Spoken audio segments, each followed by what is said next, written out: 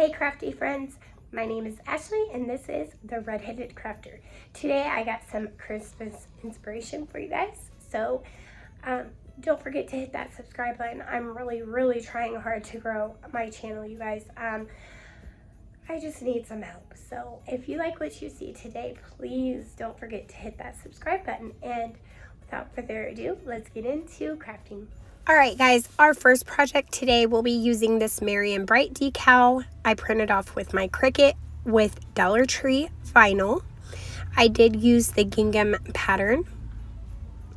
I just pulled that design right off of my mat, cut it down the middle so I have two separate decals, and place my words right on top of the plain wood without staining it or anything.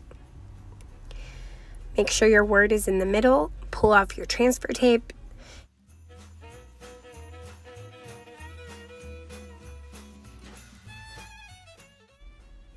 After I have removed the transfer tape, I will then glue some thin twine.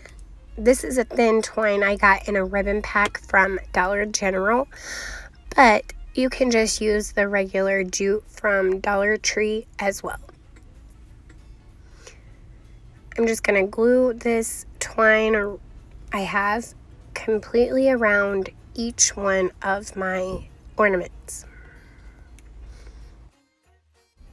making sure not to use too much glue. When you get to the end, just cut off the excess. Next, I will be making a twine hanger.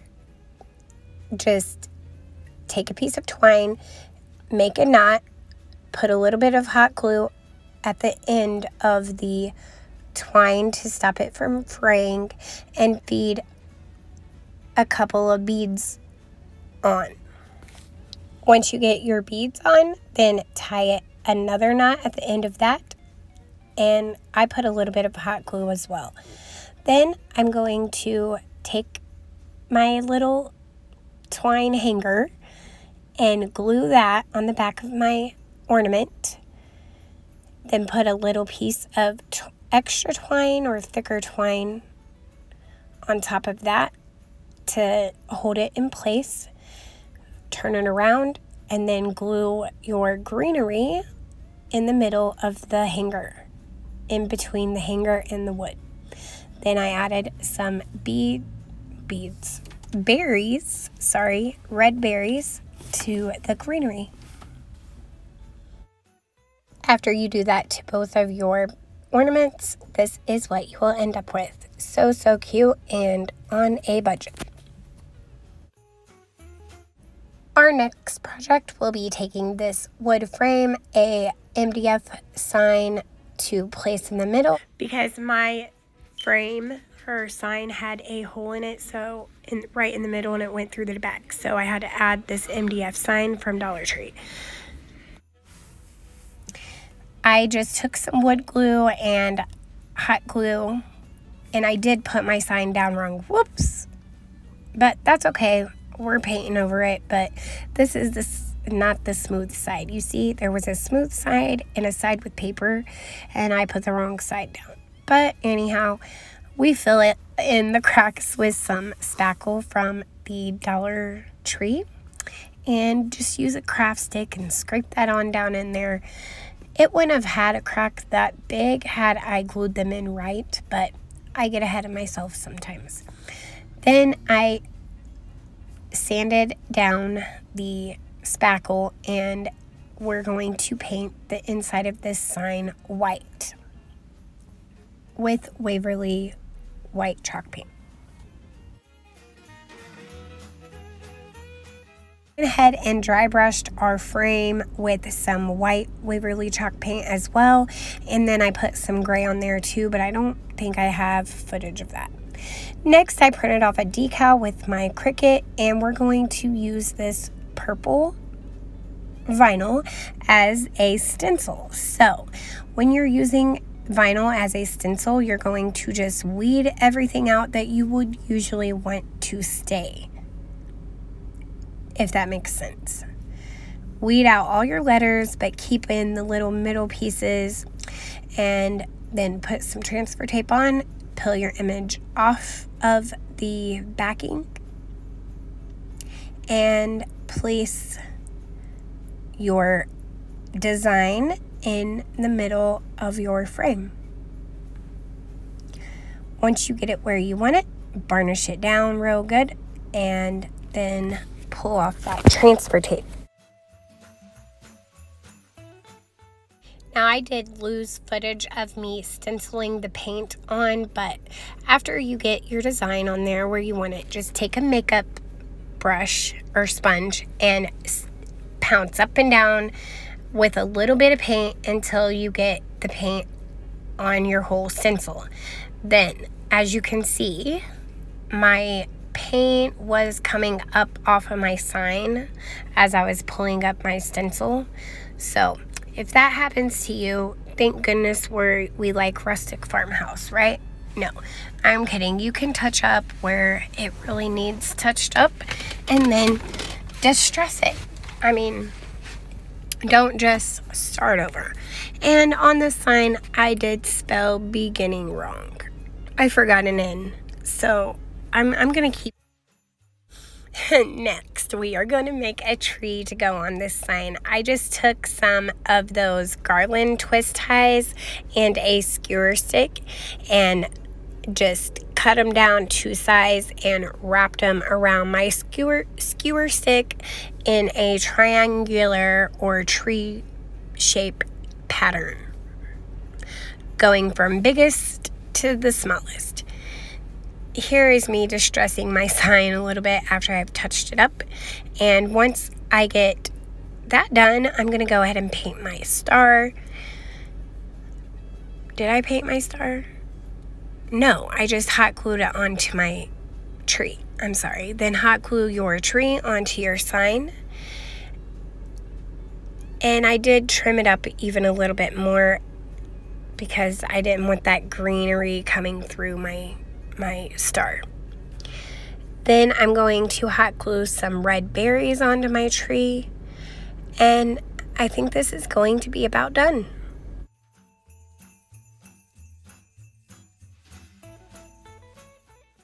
And this is how it turns out, you guys. I loved it, but you know, beginning is spelled wrong, and oh well, it's still cute.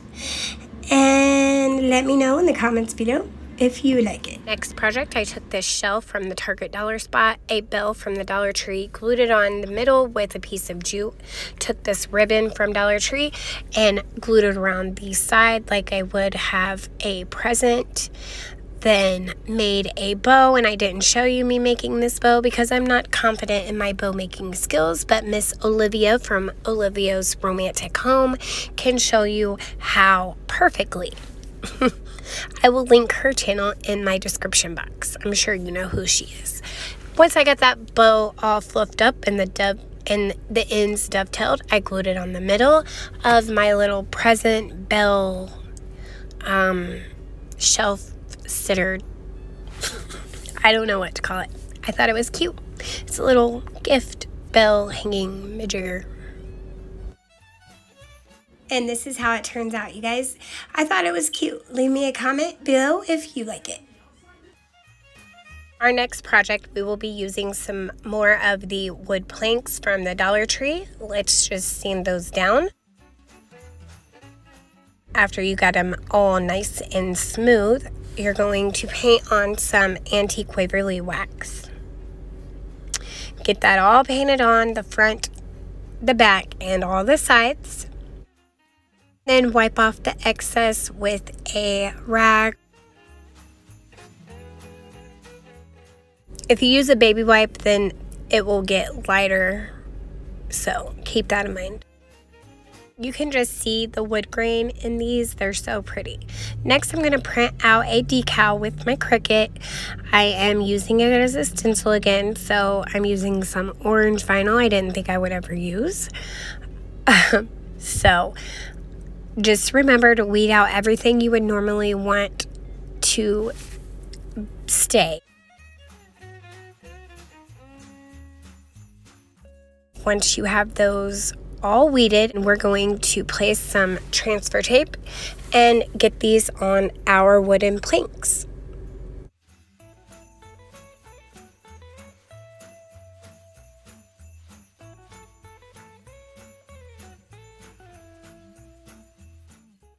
Make sure you put your design in the middle and you're lining it up with each one of your planks, because there's going to be a little bit of space at the top and bottom. So this is what it should look like.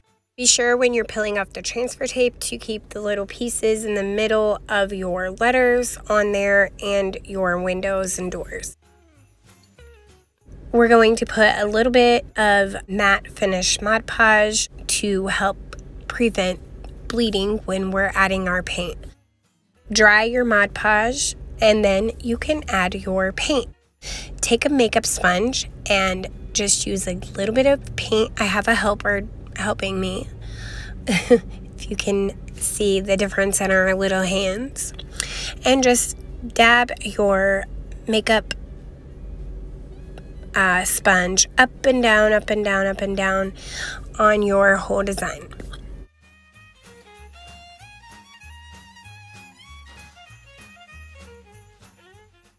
And this is about what it should look like when you are done. And you don't have to wait for your paint to dry. Some people say wait for it to dry, some people say don't. I'm not sure what the best thing to do is, but I didn't wait for it to dry. I just peeled it on up and revealed our design. And it was so cute. They turned out so good.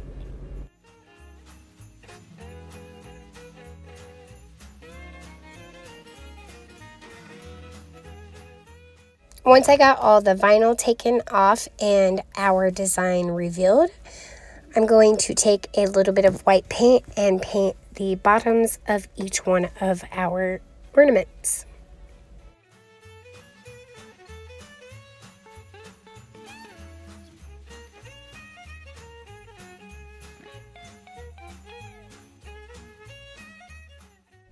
I'm going to also paint the snowflake, the star, and the deer and glue them on top of each of their respective ornaments.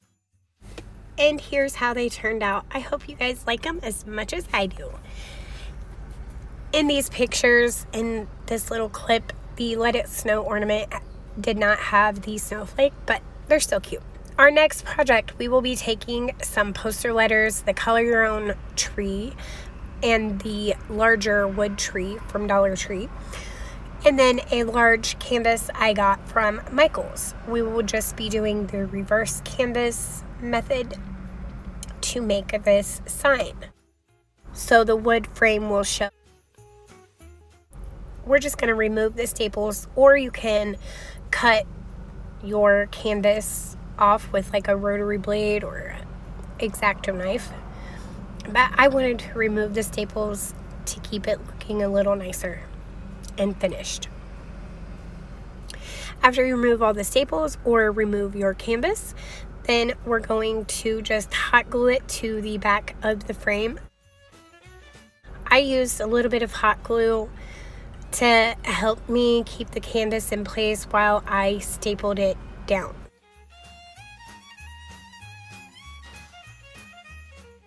Making sure your canvas is on there straight. I added some staples, then removed the extra canvas that was hanging off. Our new puppy dog is about to show. Oh my goodness, look how cute him is. He's so cute. Fill that little hole with some spackle. I just put my finger behind it and then add that spackle right on in there, and you can't tell that that hole is even there. Then I'm going to do a couple of coats of this Fern color chalk paint from Waverley. It is the perfect color for Christmas trees. So once you get a coat or two of paint on both of your wood pieces, well, first cut that little star off, because on this sign we don't need a star. And then just do a couple of coats or a coat, depending on your liking, on the tree part. And then I used Folk Art's Real Brown for the stems. Make sure you get the size of your tree, and here is the Folk Art Real Brown paint, and I'm just painting the very bottom portion, making it the stem, or the trunk of the tree. Okay, after that we will make sure it's dry, and then we're going to dry brush some Waverley white chalk paint on the sides of this tree with this new stencil brush I got from Dollar Tree. It's like a mini stencil brush. I don't know. It worked really good. I liked it. First time using it. Go ahead and dry brush your larger tree with the Waverley white chalk paint as well. And then we're going to paint our letters. I used ink Waverley chalk paint to paint the letters. Just do one good coat, making sure you get the sides of the letters as well. I showed you options of using poster letters, but I decided to go with the wood letters. I don't know why. I just liked them better. But you can use poster letters or rub-on transfers, whatever you have on hand. Dollar Tree also has wood letters. So I used a piece of painter's tape across my frame to get a straight line, then just hot glued all of my wood letters down. Now, my R and my S in Fresh must have been a different type of letter, because once I was gluing them down, like, they must have been a different brand, because they wasn't as large as all the rest of my letters. I don't know what was going on, but I just used that painter's tape to get a nice straight line. See, you can see my R and my S in Fresh is a little smaller, but that's okay. Next, I just glued down those two trees, and I used that same piece of tape to make sure my trees were at the same level. Put a bunch of hot glue on the back, then lay them down on your canvas. And then I put the larger tree in the middle.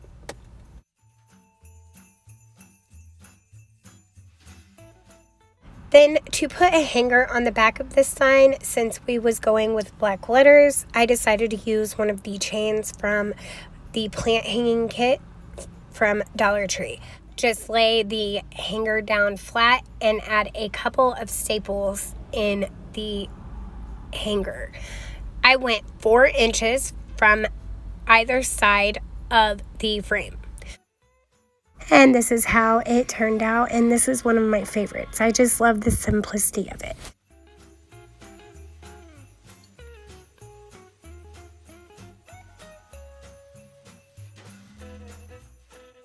Our next project, we will be taking one of the wood plaques from Dollar Tree, or Walmart has them as well, and putting a coat of white chalk paint on.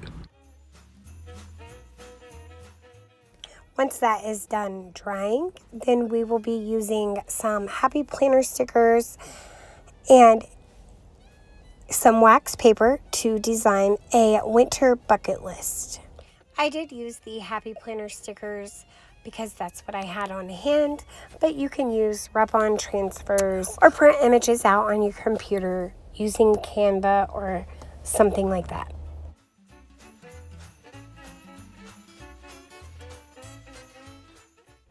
The wax paper makes it easy to rearrange images and get the lettering right where you want it to be on your plaque. After we get all the images or stickers placed down on the plaque where you want it, we will seal it with a coat of Mod Podge.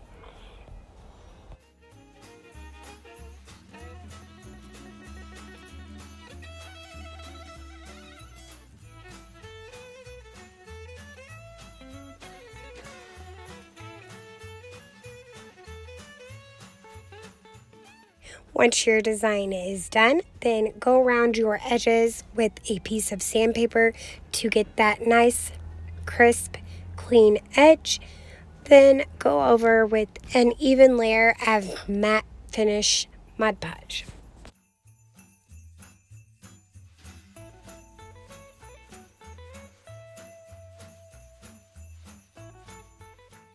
This will give your image a nice finished look and keep all them stickers down in place. In order to help this stand, I just glued 3 Jenga blocks on the back of it, creating a little stand for our plaque. And this is how it turned out. I hope you guys like it. Thanks for sticking around with me and spending some time with me. I appreciate it. Thank you for all your guys' support. Don't forget to hit that subscribe button if you like what you see. Bye, guys.